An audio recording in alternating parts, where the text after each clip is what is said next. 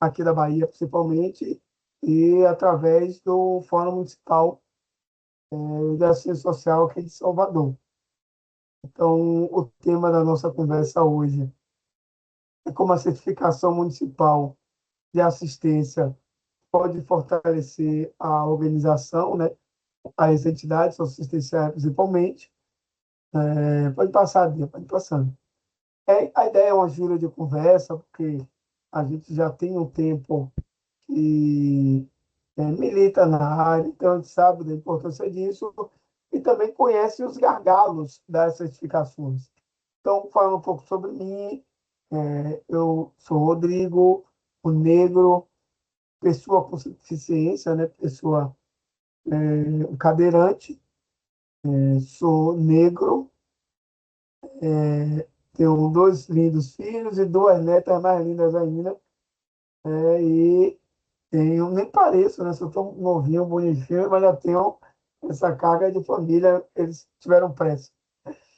E a ideia é partilhar, ter uma gira de conversa, e claro que eu vou começar falando exatamente a partir da política pública que eu decidi dedicar meus anos de participação. Então, a assistência social está em mim há muitos anos, né?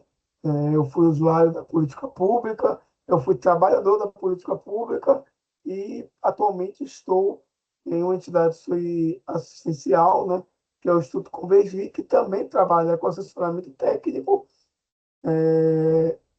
para outras organizações e para usuários dos serviços das comunidades de das Palmas e Calabar.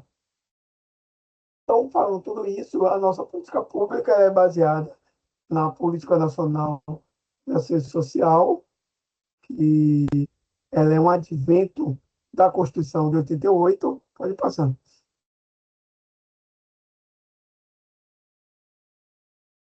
e que está dentro da discussão do conceito de seguridade social, que está ligado na questão de iniciativas de poderes públicos da sociedade destinado a assegurar direitos relativos à saúde, previdência e assistência.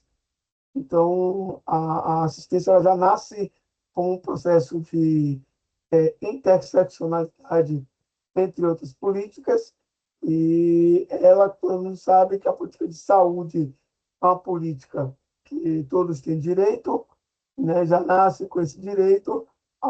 A seguridade social é aqueles que contribuem.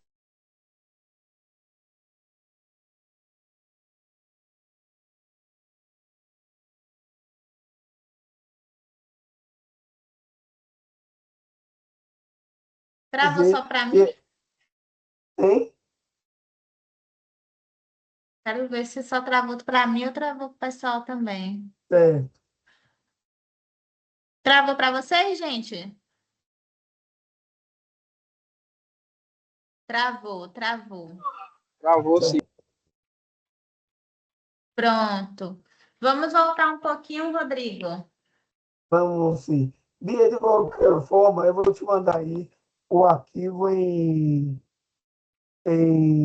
PowerPoint, que acaba que quando a gente coloca ele no PDF, parece que ele desconfigura um pouco. Rapidinho. Tá, tudo bem. Só um momentinho, gente.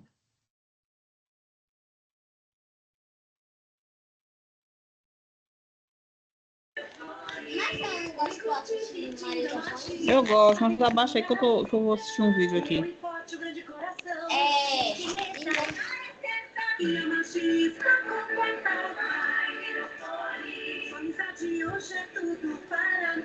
Peguei.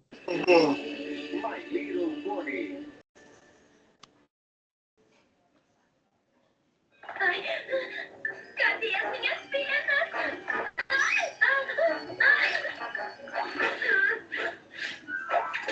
Já mudo. Já mudo. Boa tarde, Pô, Boa tarde. Janaína falando. Seja muito bem-vinda. Obrigada. Desculpa o atraso. Sem problema, iniciamos agora.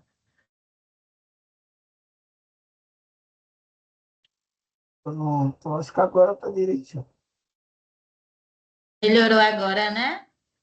Melhorou. Acho que não desconfigurou. Vamos lá.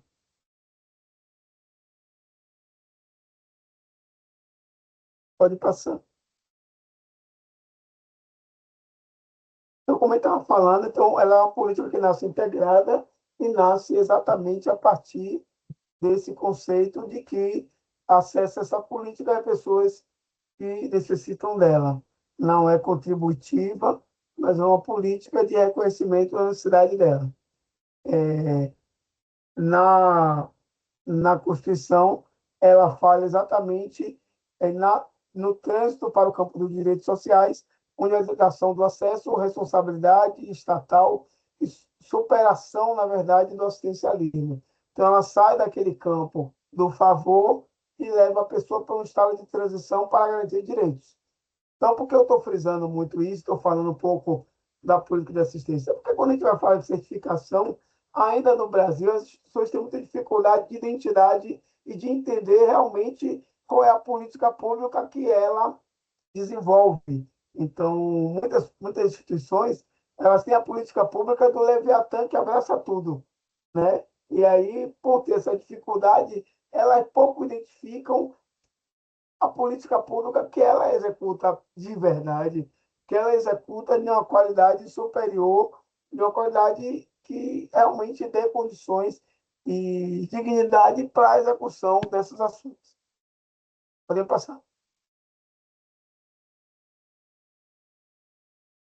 Todos os direitos, na verdade, assegurados, então, é a proteção à família, então a política está pautada na maternidade familiar, né, na proteção à maternidade, na proteção à infância e adolescência, proteção à velhice, integração, atividade de geração, emprego e renda, habilitação, reabilitação e interação das pessoas com deficiência e garantia do BPC a idosos e pessoas com deficiência.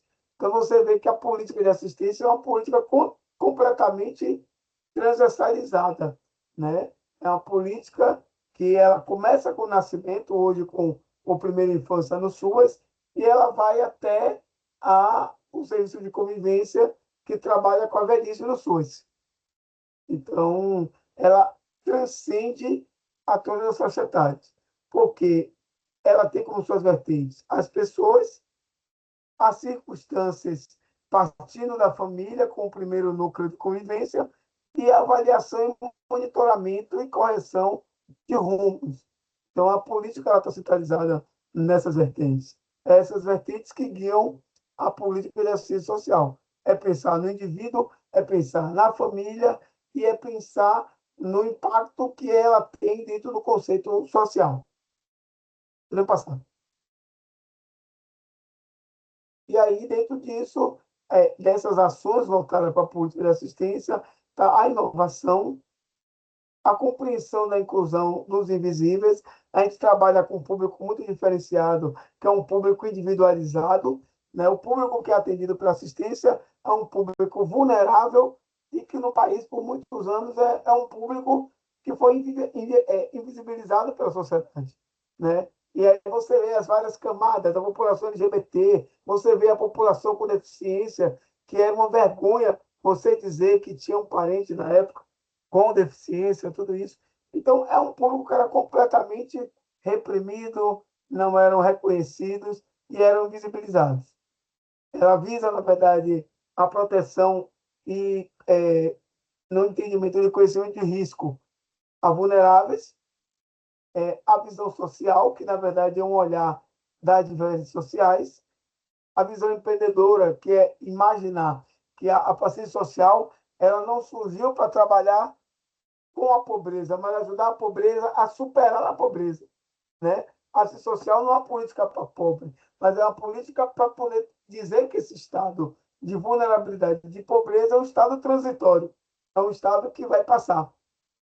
Então, para isso que essa política serve, lidar com as diferenças, né, sociais e, principalmente, ter a capacidade de ajudar na superação da pobreza, na superação das dificuldades, né, na valorização das capacidades e das forças, porque a assistência social ela trabalha com um projeto de estímulo à superação. Se uma família está lá 18 anos na política pública, ainda necessitando, é porque a política pública não se tornou eficaz o suficiente para poder ajudar ela a ter alcance de superação. Então, a gente precisa também, por isso que tem o processo de monitoramento, avaliação da política. Ela tem os eixos protetivos, né? O eixo, né, da proteção no ciclo de vida do cidadão, né, que vai exatamente compreender essas faixas etárias que a gente dialogou aqui, da infância ao idoso. Ela trabalha com as fragilidades na convivência familiar. Imagine hoje que são vários tipos de família, existem hoje vários formatos de família, várias realidades de família. Então, ela ajuda a gente discutir a família em um conceito mais amplo de conceito de família em nossa realidade, a família da população em situação de rua, a família tradicional, as famílias não tradicionais. Então, ela trabalha muito nessa discussão dos conceitos de família e a proteção da dignidade humana, de entender que a gente, como cidadão, nasce para ter direito.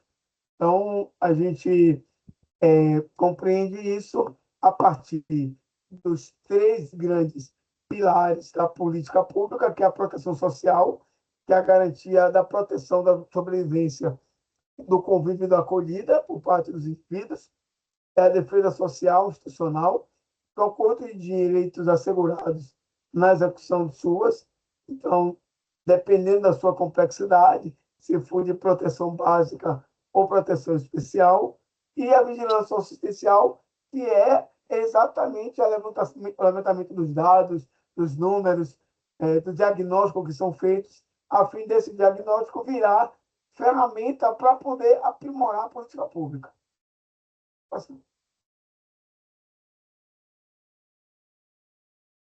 Está dando para acompanhar?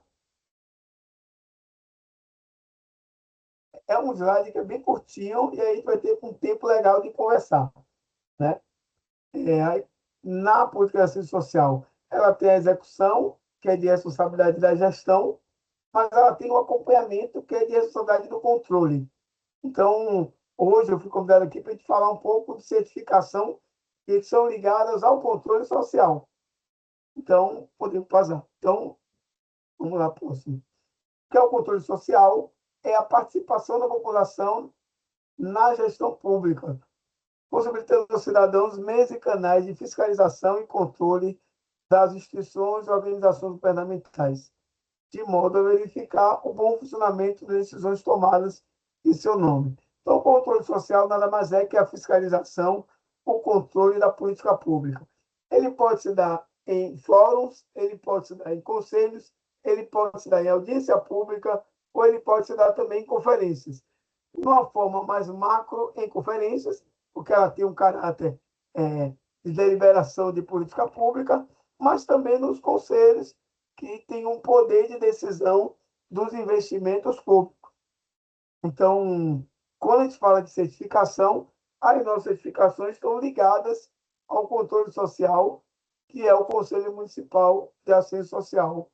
Ele é o responsável exatamente pelas certificações das entidades. Então, ele visa direcionar as políticas para o atendimento das necessidades prioritárias da população. Ele trabalha na construção, na concepção, junto ao Estado, sobre o que é essa participação social em prática, né? Como é que se dá a escuta da base e como é que isso é levado para o Conselho para se debater e materializar isso em política pública. E ele, na verdade, é o exercício pleno da democracia. Ele exatamente se pressupõe como espaço democrático de participação social. Um conselho não é feito reunião porta fechada, não é decidido as coisas à porta fechada, ele está de portas abertas para, mesmo representando a sociedade, no ato dos seus encontros, ouvir e interagir com a sociedade e representar a sociedade junto ao poder público. Você, isso aqui. Pode passar. Aí ele tem 3 dimensões. A dimensão política, que está relacionada à mobilização da sociedade para influenciar a agenda governamental. Então, na dimensão política, o Conselho fica provocando o tempo todo o poder público para ter um olhar que trabalhe a eficácia, a eficiência, a efetividade da política pública. Então, essa ação a gente chama de dimensão política. A gente tem a dimensão técnica, que diz respeito ao trabalho da sociedade para fiscalizar a gestão de recursos, né, que é a parte das câmaras, que a gente chama de câmaras técnicas, que tem a capacidade de controlar e realmente fiscalizar recurso, de controlar e observar a execução dos serviços, mesmo eles sem recurso público envolvido, ou seja, os serviços que são realizados pelas entidades assistenciais. Também é uma visão técnica do Conselho, a dimensão técnica, e a terceira dimensão, que é a dimensão ética, que vê como são utilizados os recursos, como são executados os serviços, programas, projetos e benefícios, e como se age dentro dos padrões éticos para o exercício dessa democracia, para que ela não seja exercida de uma forma equivocada e está dando retorno, tá vendo? Isso, para que ela seja exercida de uma forma equivocada e não democrática. Próximo. E aí, o que é a certificação municipal? É o reconhecimento oficial, por meio do Conselho Municipal de Assistência Social, de que a OSC integra a rede socioassistencial local. O correto é que nenhuma entidade socioassistencial possa executar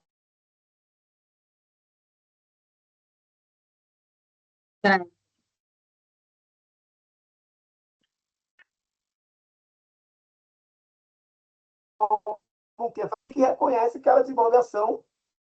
Rodrigo, travou. Certo, mas já voltou? Agora voltou. Você parou na parte que está falando que uma entidade socioassistencial. Isso, não deveria existir, não deveria executar o serviço caso ela não tivesse inscrição no conselho, porque o conselho é que é a certidão de nascimento daquela entidade. Claro que tem várias formas de certificação, mas a certificação do conselho é fundamental para dizer que aquela entidade executa um programa, um projeto ou um serviço de assistência social, para dizer se aquela entidade é preponderante ou não na política de assistência social. Então, é fundamental que uma entidade, para executar a assistência social, a política pública, ela tenha que primeiro estar inscrita no conselho. E o conselho verificar a sua existência, né? Porque isso está em alinhamento com a lei orgânica da assistência social e todas as resoluções que estão inseridas na Política Nacional de Assistência Social, na tipificação dos serviços socioassistenciais e nas resoluções que são publicadas pelos Conselhos Nacional, Estadual e Municipal de Assistência Social. Vamos lá. Então, quando eu me inscrevo no conselho, automaticamente o conselho me reconhece. Me reconhecendo, logo depois, a gestão me inscreve para o Cadastro Nacional de Entidades Socioassistenciais, CNEAS. Aí, ao ser inscrito no CNEAS, eu estou habilitado a solicitar um reconhecimento nacional, que é a certificação de entidades brasileiras de assistência social, o CEPAS. E aí tem os impactos das certificações nas entidades socioassistenciais. Os impactos vão variar de lugar para lugar. Os impactos municipais são... Vou passar. Só um momentinho, Rodrigo. O Júlio, ele tem uma dúvida. Júlio, você quer falar?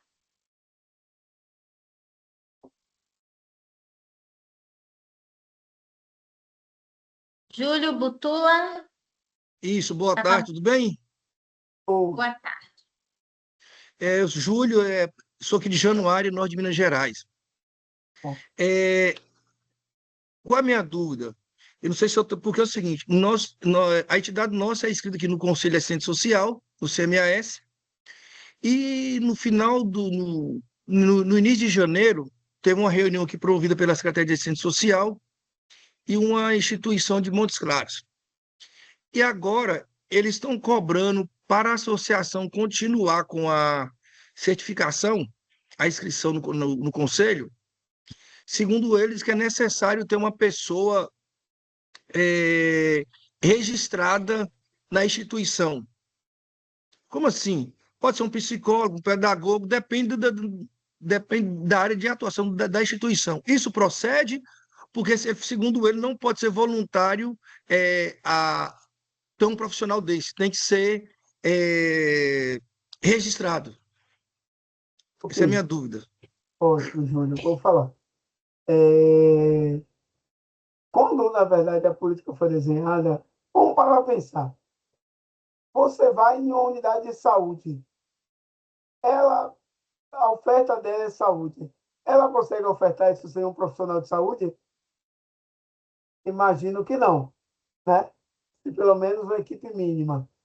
Quando o conselho fala isso, tem duas coisas que até é uma coisa que eu não falei. Quando a gente se inscreve, a inscrição nossa no conselho, ela é infinita. Mas todo ano tem um processo, uma janela, entre 1º de janeiro e 30 de abril, que a gente tem que renovar a inscrição. A gente tem a inscrição que é ad eterna e tem a renovação que é anual. Então, até dia 30 de abril, quem já é inscrito de conselho tem que fazer a renovação, mandando um plano de ação do ano, dizendo que esse serviço vai executar, e um relatório do ano anterior, e atualizando a documentação que o conselho estabelece que precisa. É o estabelecimento do conselho. Mas, geralmente, é ata, estatuto, CNPJ, né, juntamente com o plano de ação e o relatório de atividades da instituição. Então, há muito tempo que tem discutido que as instituições de assistência social elas trabalham com quase 100% de voluntariado. Mas a política pública é uma política pública que está baseada na permanência, na continuidade e no planejamento do serviço. Como você pode considerar uma instituição permanente se ela não tem pelo menos um profissional efetivo na instituição?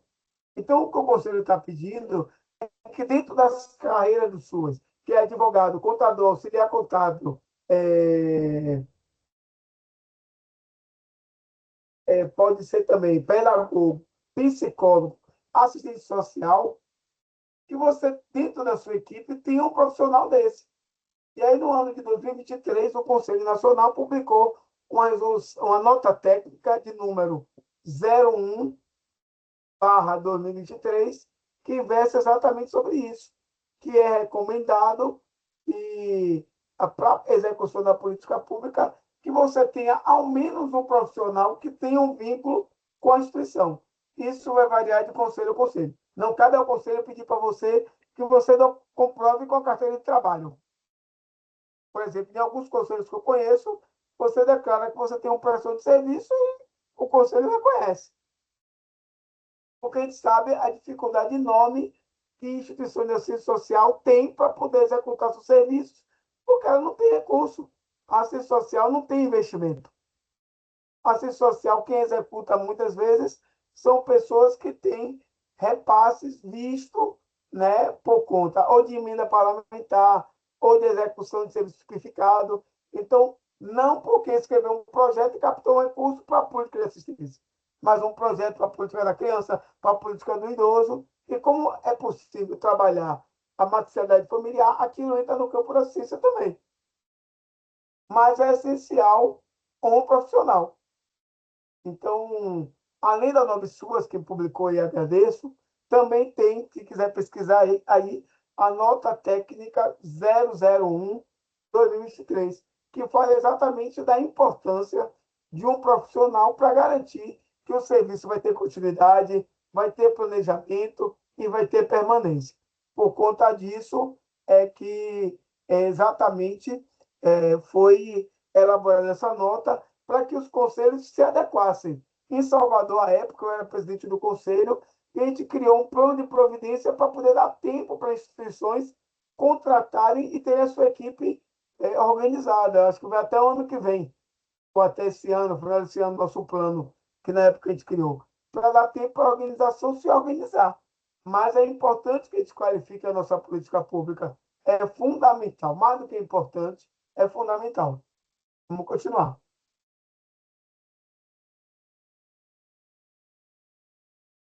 Pois é, a resolução, desculpa aí, só mais aí eu concluo que a resolução é a número 182, de 13 de fevereiro de 2025, que fala que tem que ter pelo menos um profissional desse. Desculpe de interromper.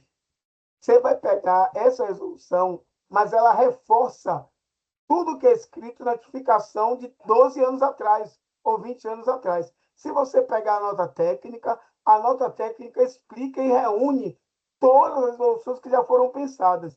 A 182 foi para organizar os projetos, porque não tinha uma resolução mais detalhada sobre a execução de projeto. Tinha muito claro a tipificação dos serviços, mas não tinha tão claro assim a organização dos projetos. Então, por exemplo, eu trabalho com segurança alimentar. Segurança alimentar está dentro da estratégia da política de assistência social.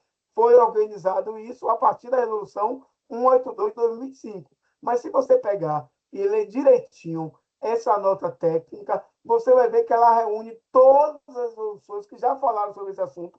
Se você pegar, considerando o que está dizendo ali, vai dizer cada resolução que tratou, reúne toda e diz: a nota técnica é conjunta, e aí ela está dizendo: não se faz política de assistência sem equipe qualificada, sem equipe estruturada, visto que o serviço de assistência ele é permanente, planejado e deve ser continuado.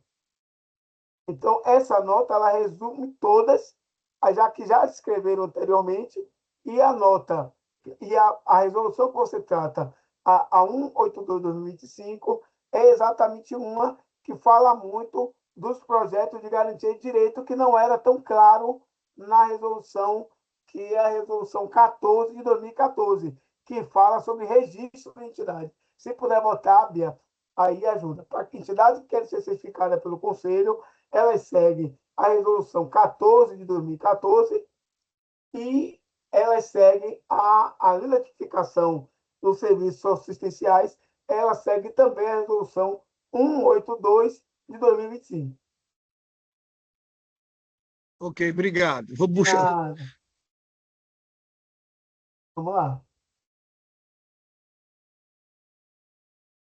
Aí, quais são os impactos? É acesso a recurso público, então não pode se publicar um edital na política de assistência com entidades que não são da assistência social. Então, a certificação dela permite que ela concorra a editais extremamente públicos, que são voltados para a política de assistência. Porque a Secretaria de Assistência, muito município, ela é de assistência, ela é de esporte, ela é de lazer, ela é de dança, é de música, é de sapateado, ela é de muita coisa, né? Mas não é sangue puro de assistência. Então, na área de assistência, nenhum edital, nenhuma instituição pode ganhar um edital se ela não for da política pública de assistência. É o ideal. Não acontece em todo lugar, mas isso é o ideal. O fundo municipal, que em caso especial, né, ele pode também fazer editais, porque, por exemplo, na época da pandemia, o fundo de assistência ele fez alguns editais, porque a gente sabe que o fundo de assistência é um fundo que é para receber de outros fundos. E aí você ganha no edital e aí é repassado por esse fundo. Ele não tem a obrigatoriedade, como o Fundo da Criança, de apoiar os recursos, dividir os recursos que estão alocados para editais. Mas ele pode repassar recursos que estão ligados a repasses federais ou estaduais. E a emenda parlamentar, que virou uma coqueluche, que hoje, né, as emendas parlamentares têm sido a maior fonte de financiamento de instituição. E se você não tem certificação, dificilmente pode alocar recursos para a sua instituição. Porque, como é feito na emenda, a emenda é indicada pela instituição, é aportado esse recurso no fundo, a instituição é convidada a elaborar um plano de trabalho, elabora o plano de trabalho, o recurso é repassado para execução única. Não pode ser repassado em parcelamentos. É repassado em execução única e a instituição executa, presta conta e encerra o ciclo. Para dar mais credibilidade e transparência às coisas que são desenvolvidas pela instituição. Então, ela é uma espécie de selo de confiança, porque demonstra aos doadores particulares que a instituição é fiscalizada e possui plano de trabalho aprovado. Ou seja, todo ano o seu plano é aprovado pelo Conselho. Então, isso dá uma credibilidade para parceiros que são financiadores e que não são financiadores do setor público, aí dá uma margem de confiança para que não, eu estou aportando porque ali todo ano ele submete ao Conselho e o Conselho, que é um órgão fiscalizador, legitima essa ação que ele desenvolve. A segurança jurídica, que garante que a entidade opere dentro das normas do SUAS, né, do Sistema Único de Assistência Social. Então, dá uma segurança jurídica ao patrocinador. Olha, pegou. E visibilidade institucional, que é a inclusão da entidade no mapa de serviço dos municípios, né? Tornando referência ao encaminhamento da rede. Então, quando o município reconhece, E agora? o município está integrando a rede socioassistencial. Aquela entidade está integrada à rede socioassistencial. Podemos passar. Aí tu abriu. Você está com... Tem alguém tentando aí também. Aí agora aumenta aqui, né? Graça, por favor, Graça. Eu estou tentando fechar seu microfone. Obrigada. Aí, fortalecimento da gestão interna.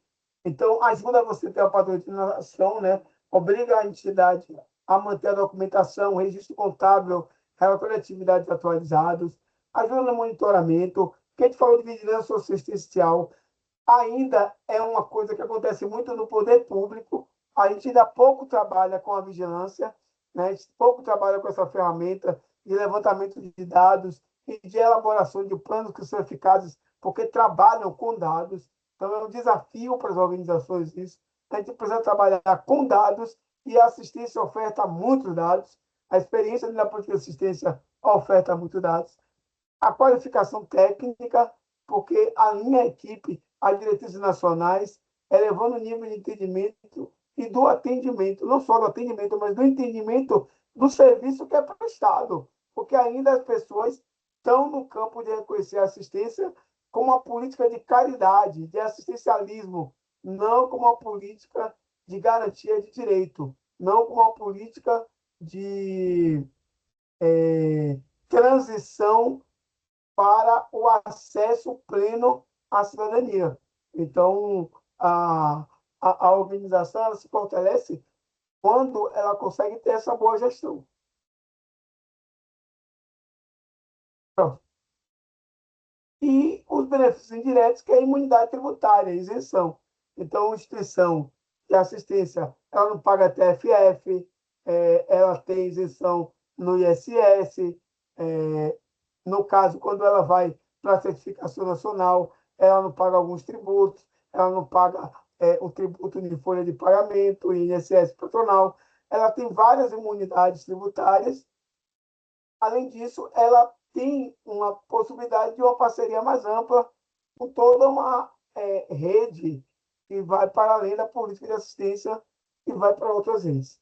Então, é bem belo, porque a ideia minha hoje é a provocação de um bate-papo, de um tira-dúvida, porque não é uma aula, mas é uma troca de experiência baseado no que a gente já viveu, no que a gente vive, nos entraves que a gente vai tendo hoje, e como a gente vem crescendo, e como a gente pode crescer a partir desses entraves.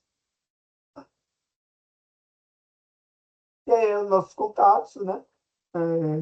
Tanto no Fórum Municipal quanto no Convergir, é o instituto que que eu sou o presidente de honra, o nosso e-mail e o telefone que a gente tira dúvidas.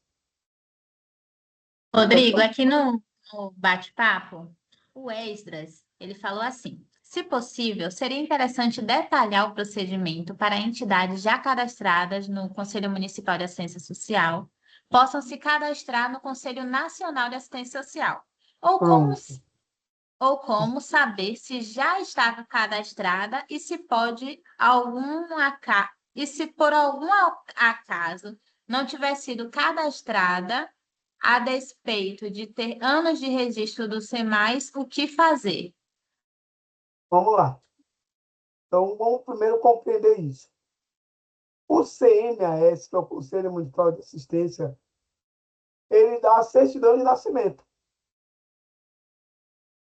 Você vai lá, vamos pensar que você quer ter uma certificação nacional. A gente está falando aí de certificação. Não é só, não é um cadastro, é uma certificação. E o Conselho Municipal certifica que aquela entidade ela é preponderante ou não de assistência social e ela executa um serviço ou um projeto na política de assistência social. Por que eu estou querendo diferenciar? Primeiro, eu posso ser uma entidade de saúde e executar um projeto da assistência social. Claro que eu posso. Mas quando o conselho me certifica, ele vai me certificar como não preponderante. Ele não é sangue puro da assistência, ele é de saúde. Mas tem lá um serviço de encontro mensal, semanal com a família, um projeto de integração com a família, e eu vou dar certificação do projeto. Eu vou lá naquela entidade do lado, ela tem lá atividade com criança, com idoso, ela tem lá atividade 3 vezes por semana, mais de 2 horas de atividade, ela tem uma equipe profissional com um coordenador, educador, monitor, merendeira, então ela tem um serviço. Por que o serviço? Porque ele não para e tem uma equipe organizada. Vocês vão ver aí no arquivo que Bia botou, que é a tipificação, que ela diz exatamente qual é a equipe recomendada. A Nobre RH também que colocou aí, vai dizer qual é a equipe adequada para cada serviço. Então, isso é um serviço, porque não tem fim, não para, é ininterrupto. Ou lá tem, aí a instituição é certificada como um serviço, ela se torna preponderante, ou seja, é sangue puro na assistência social, preponderante na política de assistência, que executa um serviço. Ou eu vou lá, descubro que a entidade é sangue puro da assistência, mas executa uma ação que é esporádica e que tem um começo, meio e fim, que é um projeto que defende direitos sociais, a reunião com as marisqueiras, para poder ela acessar direitos, ela saber de seus direitos. Aí ela vai ser classificada como uma instituição preponderante que executa projeto de garantia de direitos de assistência social. Ok? Isso no âmbito municipal. O Conselho Nacional, nem o Conselho Estadual, tem função de certificação. Tem Conselho Estadual até que tenta, mas não cabe ao Conselho esse monitoramento. Porque ele pode até dizer que tem entidades que podem ter um impacto estadual, está em mais de 5 municípios, e ele reconhecer isso, mas ele não pode dizer que tem inscrição estadual. Que é um debate nacional, que já tem 30 anos debatendo e que já tem 30 anos que não entra no acordo. E o Conselho Nacional também não certifica. Ah, Rodrigo, e o SEBAS? Aí vamos falar desse passo a passo. Vamos primeiro para o Conselho Municipal. Eu pego, tenho uma instituição. Então, eu identifico o Conselho Municipal da minha cidade. Eu me direciono a esse conselho e pergunto qual é a documentação que eu preciso para dar entrada na minha inscrição. Vou dar um exemplo da minha terra, Salvador. Ele vai pedir que você preencha um plano de ação, que você, se você teve atividade anterior na política de assistência, você elabore um relatório e que você faça, junto com isso, a juntada de ata de eleição e posse, CNPJ, Estatuto Social. Encaminhe para o e-mail do Conselho, que o Conselho lá vai fazer a distribuição. Enviar para análise técnica dos técnicos do Conselho, enviar posteriormente para a Câmara Técnica de Normatização ou de normas, depende de qual estado ou cidade, eles vão analisar e vão deferir ou indeferir. Encaminhar para a Assembleia, o pleno do Conselho aprova ou não. Entidade deferida é publicado no Diário Oficial e pronto. Entidade indeferida é informado o motivo do indeferimento para a entidade, se ela achar que deve, entrar com recurso. Até aí está compreendido? Quem achou que está compreendido, levante a mãozinha só para eu ver aqui na minha tela se está compreendendo. Só bota a mãozinha para entender. Pronto, esse é municipal. Como estadual, boa parte dos estados brasileiros não existe inscrição. Mas por que o SEBAS, na verdade, antes de chegar ao SEBAS, depois que você tem a certidão de nascimento, você faz o quê? No meu tempo, a gente fazia a nossa identidade. Não era assim? Aí, o que é a identidade? É ser lançado no Cadastro Nacional de Entidades de Assistência Social. Ou seja, o Conselho disse, olhe, governo federal, olhe município, existe realmente essa entidade. Visitamos, conhecemos a direção e certificamos ela.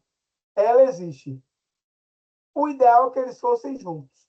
Mas aí a gestão municipal, geralmente a gestão do SUAS, vai lá, visita, faz um relatório e verifica se realmente aquele serviço que o Conselho falou que a entidade executa é verdadeiro. É verdadeiro, aí ela lança um sistema chamado CNES, Cadastro Nacional de Entidades de Assistência Social. Aí lança no CNES e aí, depois que ela finaliza, sai uma certidãozinha que você é cadastrado nacionalmente. Você passa a ser reconhecido que você existe. Ou seja, a diretoria responsável, que é a diretoria de entidades privadas, ela passa a saber que você existe e integra uma rede que é nacional. Você lembra que a gente falou que é SUAS, um sistema único? Então, você está cadastrado dentro da política nacional de assistência social. Até aí estamos caminhando bem, né? Aí, Rodrigo, automaticamente eu estou no SEBAS? Não. Porque o SEBAS é uma outra certificação. Aí você vai entrar. Aí você já tem a certificação no Conselho. Está lá confirmado que você tem um cadastro no CNES. Aí agora você está apto a cadastrar no SEBAS, a pedir essa certificação nacional. Porque o governo federal vai ter a certeza que você existe, porque o braço do Executivo Nacional é o Poder Executivo Municipal, que viu ali você atuando. Aí você vai para lá, vai entrar no Gov, né? No .gov, e vai lá colocar na pesquisa SEBAS. E lá você vai dar entrada, e aí eles vão pedir que documentos?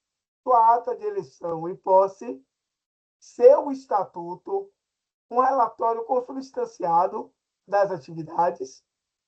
Vai te pedir só o SEBAS que pode pedir a demonstração contábil, porque ao contrário de você dizer lá para o SEBAS e você é puramente de assistência, ele vai ver a partir do recurso que você emprega.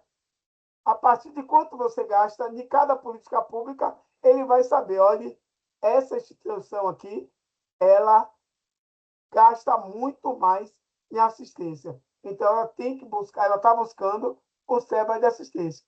Ou ela gasta muito de saúde, tem que buscar o SEBA de saúde. Ou gasta muito em educação, tem que buscar o SEBA de educação. Porque ela vai identificar, a partir do seu demonstrativo contábil, o que você mais gasta. Vai anexar os outros documentos que ele solicita, que é o CNPJ, estatuto, esses documentos. Acho que é um documento do gestor, vai pedir outros documentos. Você vai anexar todos eles e enviar e acompanhar o processo, que não é muito rápido, é um processo um pouco mais lento. E aí, da mesma forma que lá atrás o Conselho Municipal deferiu e indeferiu, depois da análise documental, no caso deles, como é uma certificação de cunho nacional, ele pega e pede você corrigir as coisas. Ele não indefere simplesmente. Ele não. Tem uma diligência, acrescente esse documento. Tem uma diligência, corrija esse documento. Depois que você vence todas as diligências, ele analisa e defere a sua certificação. Essa certificação vai te dar o status de uma entidade que é reconhecida nacionalmente.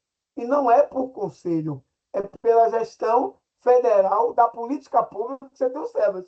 Porque você pode ter o SEBAS Saúde, Educação ou Assistência, dependendo daquilo que sua instituição mais investe. Até aí deu para entender? Aí levanta a mãozinha de novo. Vamos inteirar assim. Então, é esse que é o critério da questão dessa certificação. É uma certificação que não é dada pelo Conselho Nacional, porque a gente sabe que a instituição vive no município. O Brasil é um país, gente, municipalista. Nós somos cidadãos de município, não de país, não de estado. Nós nascemos e somos de município. Então, é o município que certifica você. As outras são certificações que te ajudam e qualificam para captar recursos. Hoje eu soube que a modinha da emenda agora é pedir o SEBAS, para dizer que aquela certificação é nacional.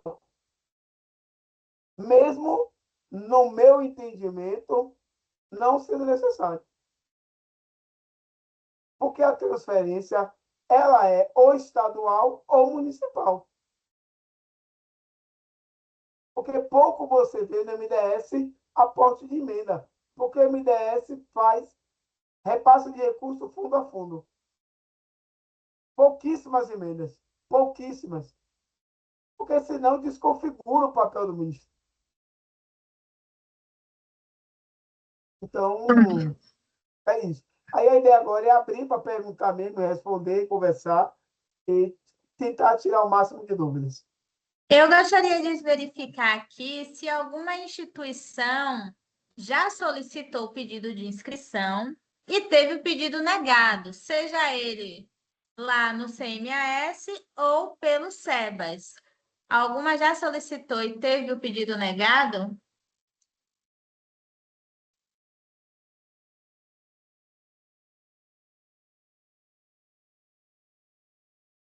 Nenhuma. Todo mundo aqui tem o SEBAS, gente? Ou, perdão, tem a certificação municipal de assistência? Não? Mas por que ainda não tem, Angélica? Conta aí pra gente.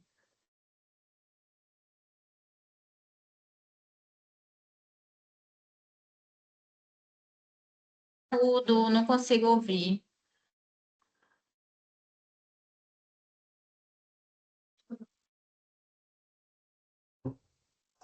Lá da Caridade tem a certificação. O SEBAS ainda não.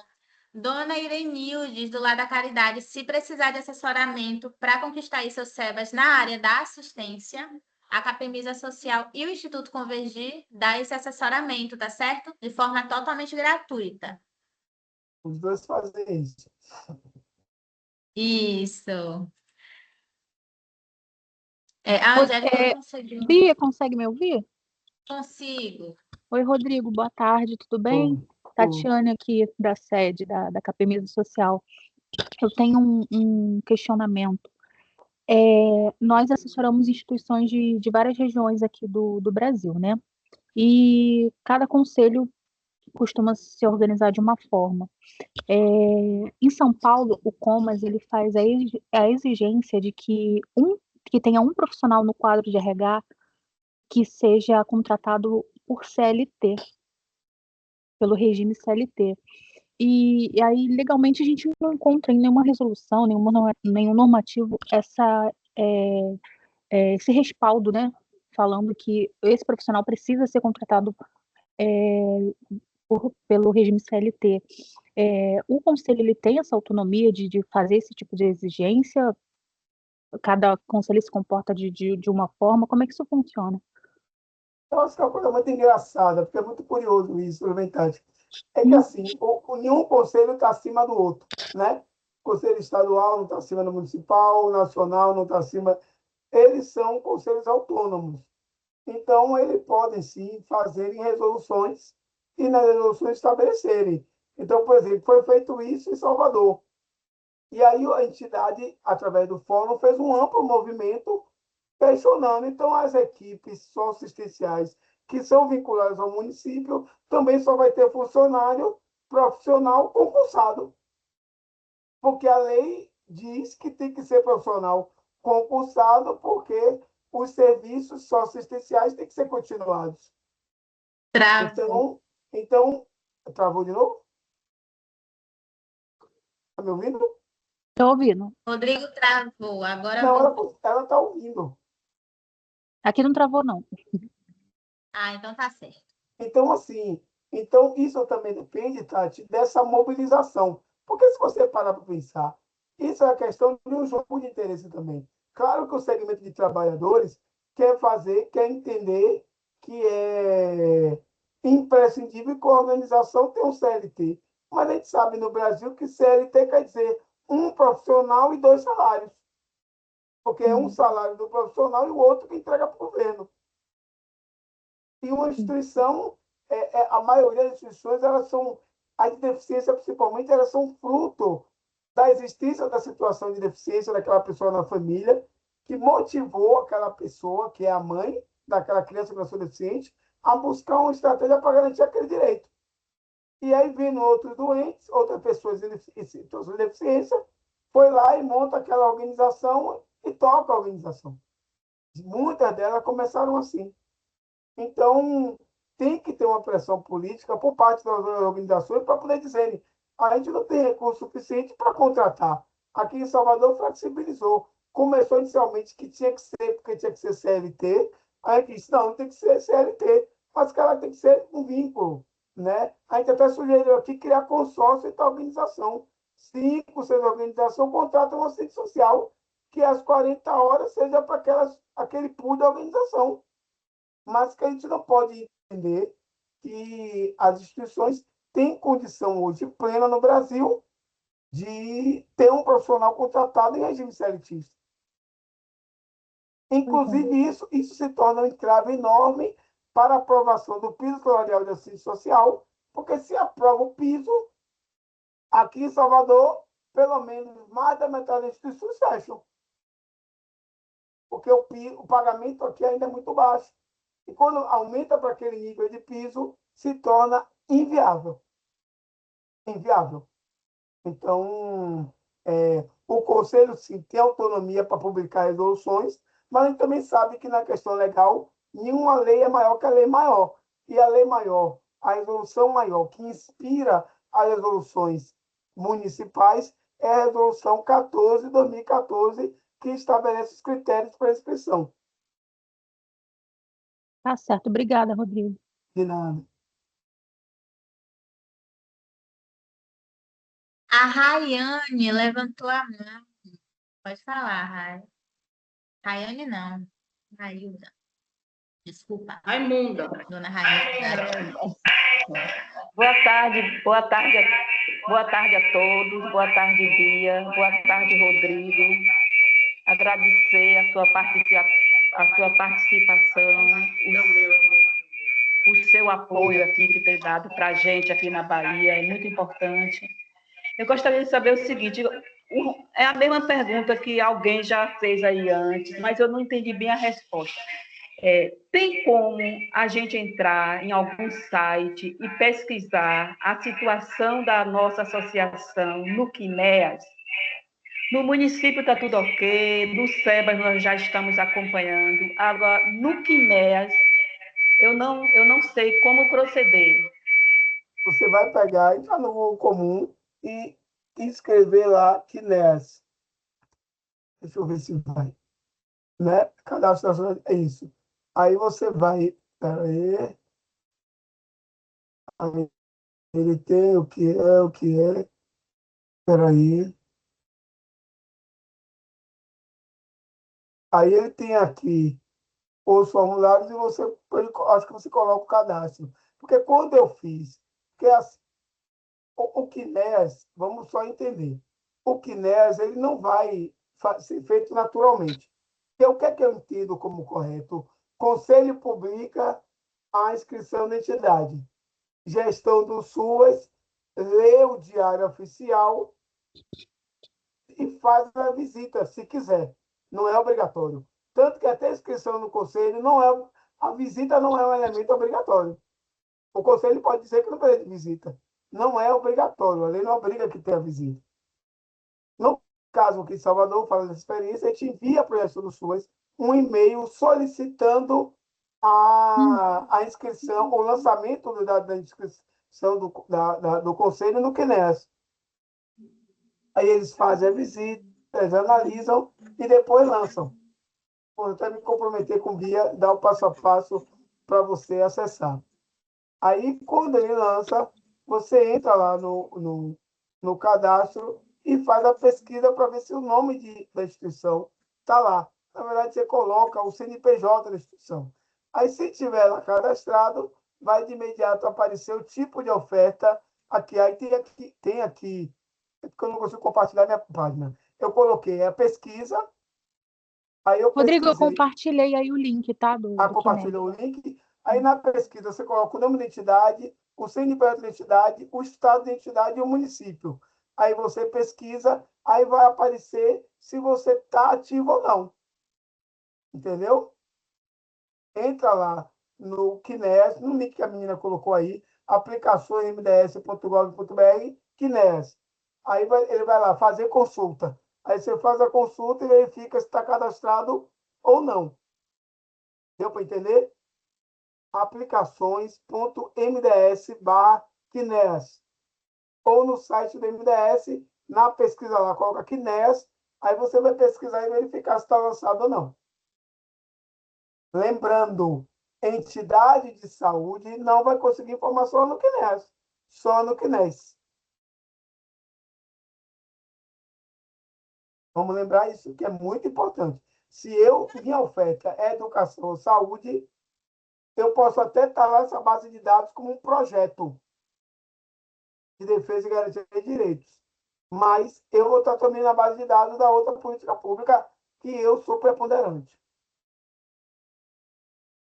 Mais alguma pergunta? Estou gostando.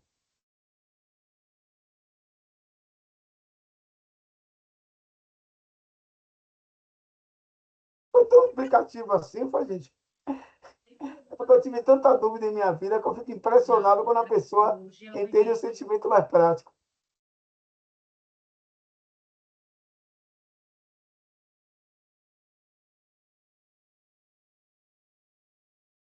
Então, basicamente, é isso. É bom vocês entenderem. O primeiro passo para qualquer certificação é o municipal. Depois do municipal, as outras são consequência da inscrição e da manutenção. Não vai se inscrever no Conselho Municipal e esquecer de todo ano mandar o relatório. Alguém está dizendo aqui que eu não respondi. Desculpa, Rodrigo. O Wesley ele tem uma segunda pergunta que ele falou que não foi respondida. A pergunta dele é o seguinte: seria possível definir quais imunidades tributárias locais, sejam estaduais ou municipais, as instituições já inscritas no CMAS teriam direito sem serem SEBAs? Pronto. Vai depender muito do município, mas ISS, TFF, isso aí vai depender da política tributária do município, né? Aqui em Salvador, eu sei que a gente não paga o TFF, porque a gente apresenta a certidão do conselho e aí tem. A gente tem em casa até hoje, a nossa demora bastante para ele liberar essa imunidade. Quando ele libera, ele devolve o dinheiro que foi pago, né? Mas vai depender do município. Aí vai ter que entender e conhecer a política tributária da Cefaz de cada município. E nacional são ligadas a questões patronais. E aí tem que ter o SEBAS. Não tem a partir só da inscrição de conselho municipal, você não vai ter um efeito do ponto de vista nacional.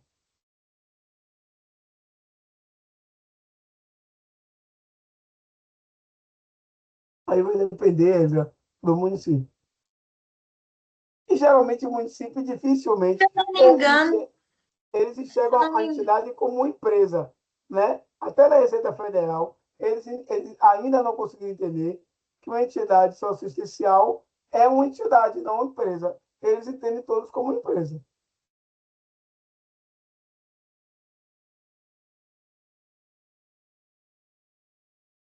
Queria.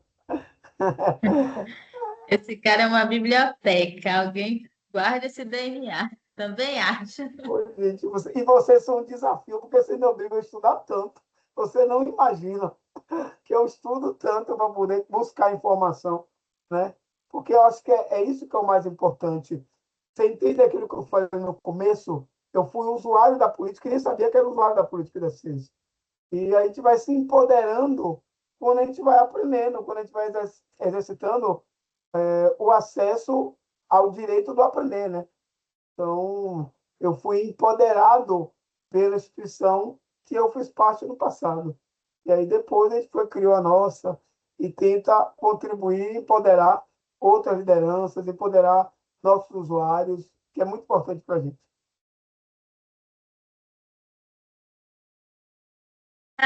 Eu entendo que cada município ele possui a sua o seu roteiro, né, de certificação.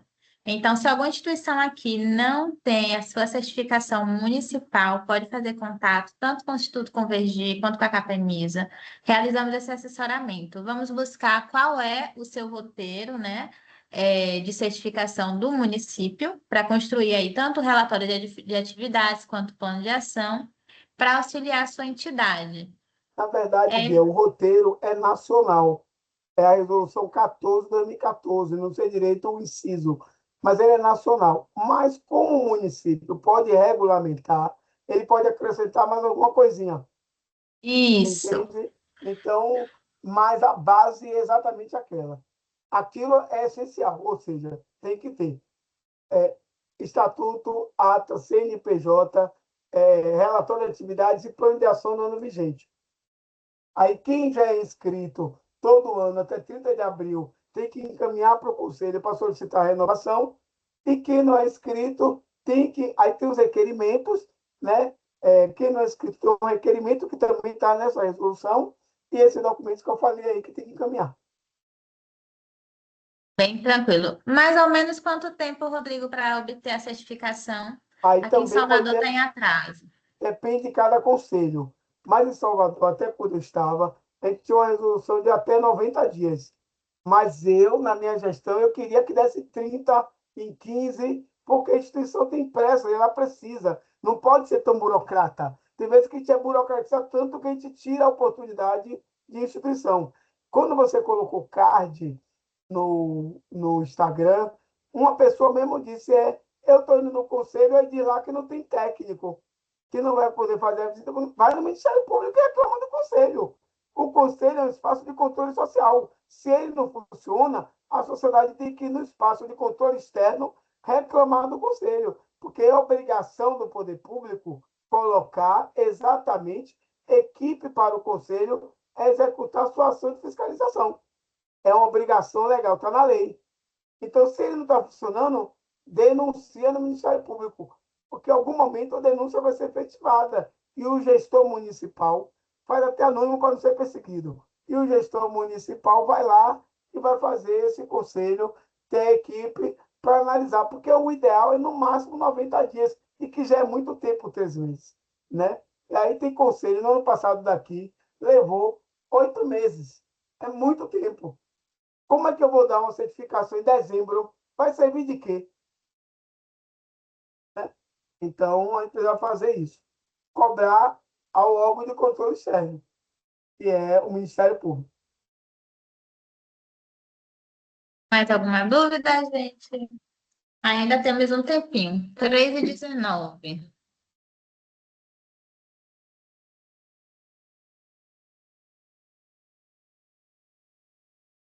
A Angélica falou aqui. O município realiza uma fiscalização das OSPs certificadas? Se sim, como se dá esse processo? O município. É isso que ele tem que entender. Ó, o conselho faz essas visitas de acompanhamento. É o que eu falei. E aí dá a certificação do conselho. O conselho faz a visita de fiscalização. Aí libera o CNES. Então, os dois fazem. O ideal era fazer junto. Eu utilizava recurso, não ficava aquela conversa que não tem carro, não tem equipe. Juntava e os dois faziam a visita no mesmo dia, cada um preenchendo o seu formulário. Era muito mais prático. Mas não acontece assim. Então, primeiro vai o conselho, certifica, depois vai lá o município, observa e lança no CNAE. É assim que funciona. Os dois têm papel de fiscalização. E tem também o Ministério Público que visita e dá um atestado de funcionamento, que é emitido pelo Ministério Público. Muitas instituições, empresas, né, pedem esse documento, que é uma declaração do Ministério Público, do delegado, do prefeito, do presidente da Câmara de Vereadores, de que aquela instituição existe. Então, está vendo aí que tem várias formas de certificação? Verdade. Eu peço desculpas à Camila, que eu acabei pulando a pergunta dela. Mas a Camila, ela gostaria de saber qual seria a forma mais fácil de ter acesso ao processo do SEBAS. Infelizmente, Camila, não tem forma mais fácil. Assim, é acompanhar, entrar no Google. Assim, sabe qual a forma que eu dou muita dica hoje? Faz e-mail. A entidade está muito acostumada na conversa, né? Até quer fazer o WhatsApp. Eles têm um WhatsApp do SEBAS para você perguntar e acompanhar. E você pode entrar lá no Gov, né? Tem, na verdade, uma parte lá que é de interação, reclamação, opinião do governo federal. Você pergunta o seu processo e eles têm um prazo da transparência de até 20 dias responder. E vai e te responde. Manda e-mail. Se preocupe em mandar um e-mail. Formaliza. Porque depois, se eles ficarem procrastinando a resposta, você tem elemento jurídico para poder dizer que ele prevaricou sua resposta e exigir resposta imediata. Formula e-mail. Tenta, escreve, busca. Sai da cadeira. Porque senão vai ficar na esperança do céu há 10 anos aí. Porque tem gente que mandou em 2022 e ainda não tem o registro. Não tem nem um sim, nem um não. Se não questionar, vai ficar no limbo nem do talvez. Então, vai para cima. Você trabalha com direitos. Como é que você não busca o direito de sua entidade? É um direito da instituição ter a resposta daquilo que ela deu entrada. Se o conselho não cumpre um prazo legal para dar essa resposta, ele está incidindo em um erro jurídico. E ele pode ser processado por conta disso. Tenta parar de ser, fazer o menino aprender a ter direitos e ensina a instituição a buscar seus direitos. Senão não vai alcançar nunca. O Esdras, ele comentou aqui que não responde e-mail, mas ele está falando em relação ao Ministério Público Estadual, né? Correto, Esdras? Mas Ele se disse... você... Ah, Não, pode falar. Ele falou que só tem duração de 3 meses. do Ah, CMAS. não. CMAS, ele Mas corrigiu aqui. eu converso muito isso, gente. Ó, a gente tem que entender que o Ministério Público, se sua entidade, por exemplo, a entidade que é uma unidade de acolhimento institucional da pessoa idosa, se ela estiver lá com maus tratos com a pessoa idosa, o Ministério Público não vai medir consequência de processar você. Não é isso? Então, qual é o problema de eu pegar e fazer uma reclamação ao Ministério Público, que eu sou entidade de assistência, que eu preciso do registro e que o Conselho não me responde? Mostrando para o Ministério Público os prints das vezes que eu mandei para o... A gente fica muito nessa dificuldade, gente. A gente tem muita dificuldade de exercer direito. Não dá para formar pessoa para querer ter direito se a gente não exerce os nossos. Não é nenhum crime dizer que você deu uma entrada em um órgão, o órgão não te respondeu e tem um prazo para te responder. Ele tem que mandar um protocolo, ele te mandou um protocolo. Então, você está vendo ali o dia que o protocolo foi enviado. Você contou 90 dias, ele não te respondeu. Ele está incidindo em um crime. O Ministério Público tem que ser acionado. Isso não vai te marcar, não, pô. Pelo contrário, vai marcar de que você entende qual é o problema. Porque se o meu Ministério Público chegar lá e ver você executando um serviço assistencial, te pedir o registro do conselho e você não apresentar, ele vai fazer o termo de aviso de conduta para você assinar. Porque ele não vai querer saber de justificativo. Ele vai querer saber por que você está funcionando, você está licenciado para isso. Então, a gente precisa cair na real em relação a essas coisas, sabe? Sair dessa zona de conforto. A gente fica na espera. Não, eu mandei para lá, eu vou mandar para lá. Eu sei que o prazo deles é 90 dias, eu não vou reclamar até maio, junho, até 30 de julho. Se até 30 de julho minha resposta não sair, dia 1º de agosto eu estou denunciando. Quero saber. Porque o que eu preciso é estar certificado, porque senão quem me patrocina vai dizer, olha, você não tem inscrição no Conselho Municipal, não vou poder assinar parceria com você. Porque quando você vê, por exemplo, o edital da Capemisa, o critério é você ter inscrito no Conselho de Assistência, senão ela não assina. Não é isso? Vai perder recurso? Vai fazer no próprio bolso? Então, a gente tem que cair na real, com todo respeito a todo mundo que está aqui, mas a gente tem que entender que a gente também tem que defender a nossa causa. Né? Por exemplo, os companheiros de São Paulo lá, obriga que tenha um profissional, uma prefeitura financia para isso. O serviço eu executo, mas o caráter dele é público. Ela financia para isso? Então, se ela não financia, ela não tem o direito de existir. Mas de junto conosco, procurar meios para que a execução de nossos serviços esteja em uma qualidade que atenda às resoluções vigentes. Porque senão, fecha o serviço. E a gente sabe que na camada social que nós trabalhamos, com pessoas vulneráveis, em território faccionado, só a gente que entra. Poder público entra em território de facção, nunca entrou. Não vai ser agora. Estão ligados? Adesco. Oi. Quer falar, Adesco? Ou aqui no chat mesmo? Pode falar.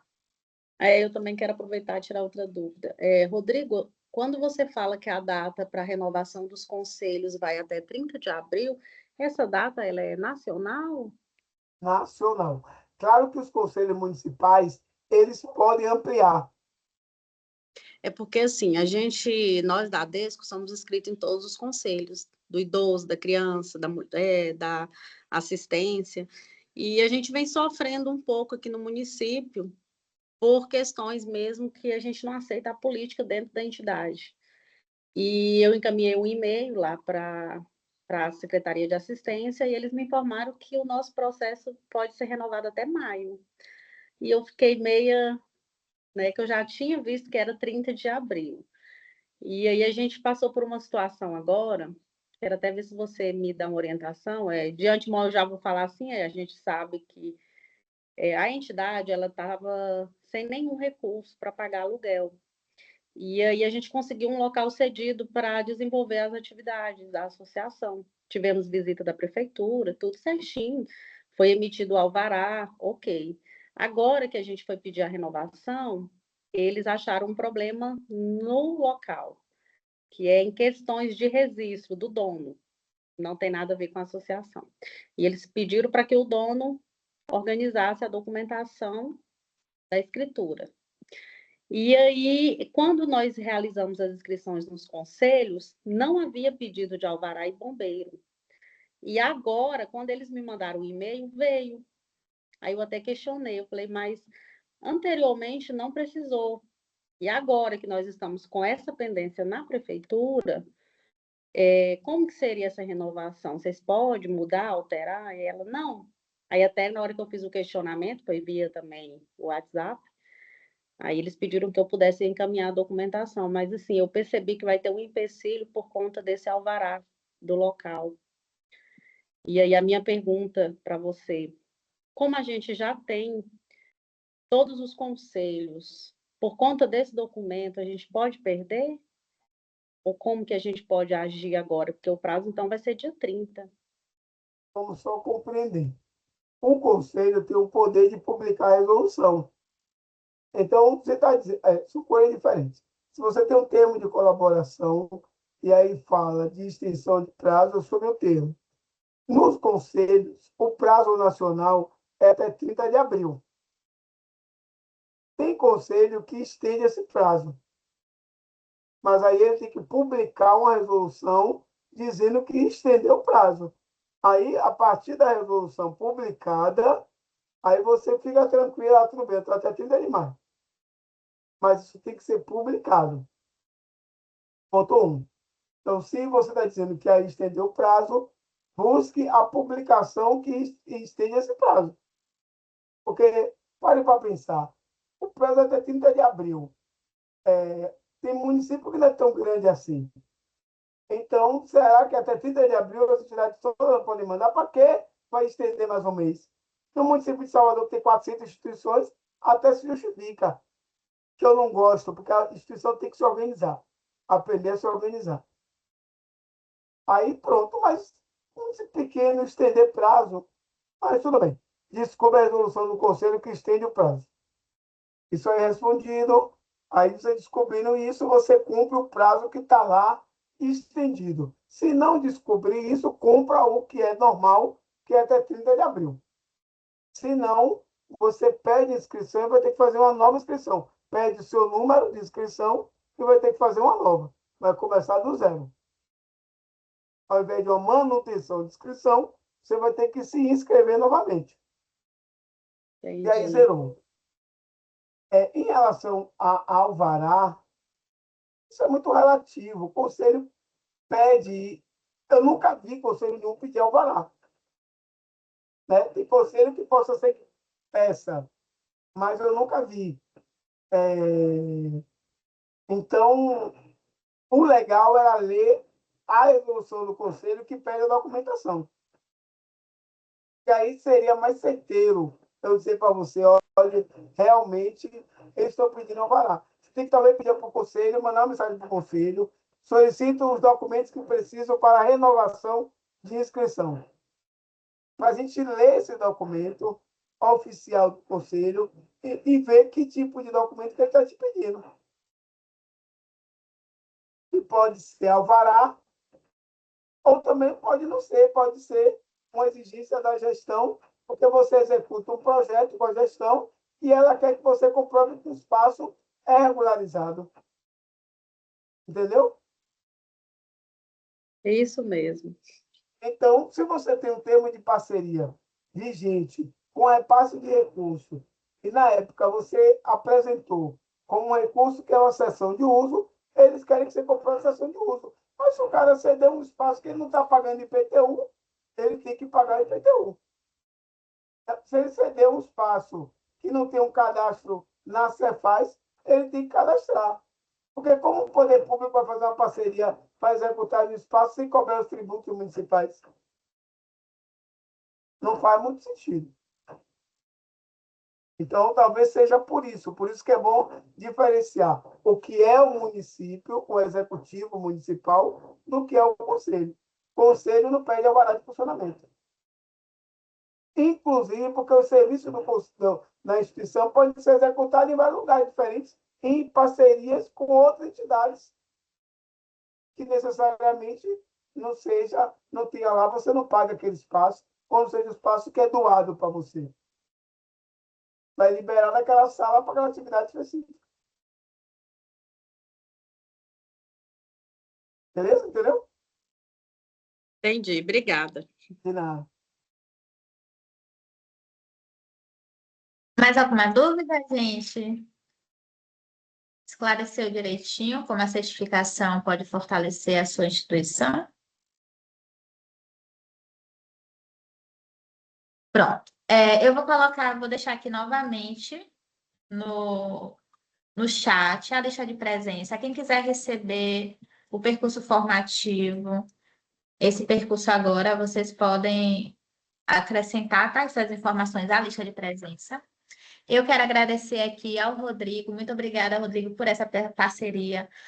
Obrigada por essa gama de conhecimentos que você pôde distribuir, compartilhar um pouquinho com a gente. E tenho certeza que, se as instituições aqui quiserem, podem fazer contato com ele. Como o Esdras falou, deixa eu colocar aqui o contato dele.